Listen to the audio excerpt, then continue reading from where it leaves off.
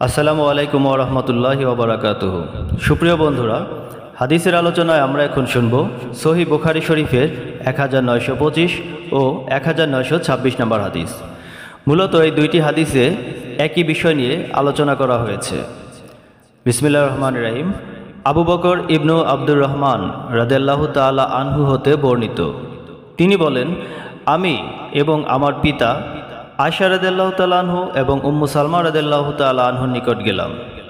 অপর বর্ণনায় আবুল ইয়ামান রহমতুল্লাহ আলাইহি, মারওয়ান রহমতুল্লাহ আলাইহি হতে বর্ণিত যে আয়েশা রাদিয়াল্লাহু তাআলা আনহু এবং উম্মু সালমা রাদিয়াল্লাহু তাআলা আনহু তাকে সংবাদ দিয়েছেন যে নিজ স্ত্রীর সাথে মিলনজনিত জুনুবী অবস্থায় আল্লাহ রাসূল সাল্লাল্লাহু আলাইহি ওয়াসাল্লামের ফজরের সময় হয়ে যেত।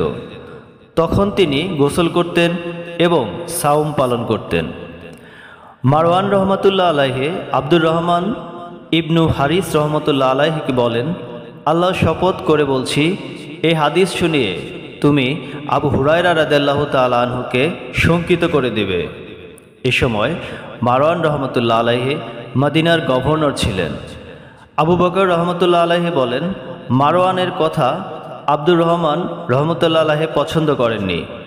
রাবি বলেন, এরপর ভাগ্যক্রমে আমরা জুল হুলাইফাতে একত্রিত হই। সেখানে আবু হুরায়রা রাদিয়াল্লাহু তাআলা আনহুর একখণ্ড জমি ছিল।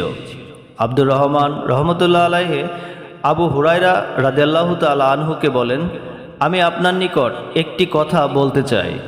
মারওয়ান যদি এই বিষয়টি আমাকে কসম দিয়ে না বলতেন, তাহলে আমি তা আপনার সঙ্গে আলোচনা করতাম না। অতঃপর তিনি আয়েশা রাদিয়াল্লাহু তাআলা আনহু ও উম্মু সালমা রাদিয়াল্লাহু তাআলা আনহুয়ের বর্ণিত উক্তিটি উল্লেখ করলেন। ফালবি ইবনে আব্বাস রাদিয়াল্লাহু তাআলা আনহু অনুরূপ একটি হাদিস আমাকে শুনিয়েছেন এবং এ বিষয়ে তিনি সর্বাধিক অবগত। হাম্মাম রহমতুল্লাহ আলাইহি এবং ইবনু আবদুল্লাহ ইবনু উমার সূত্রে আবু হুরায়রা রাদিয়াল্লাহু তাআলা আনহু হতে বর্ণিত, এরূপ ক্ষেত্রে আল্লাহ রাসূল সাল্লাল্লাহু আলাইহি ওয়াসাল্লাম সাওম পরিত্যাগ করে খাওয়ার হুকুম দিতেন। প্রথমোক্ত হাদিসটি সনদের দিক হতে বিশুদ্ধ। মহান আল্লাহ রাব্বুল আলামিন আমাদের সকলকে কোরআন ও হাদিস অনুযায়ী জীবন গঠন করার তৌফিক দান করুন। আমিন।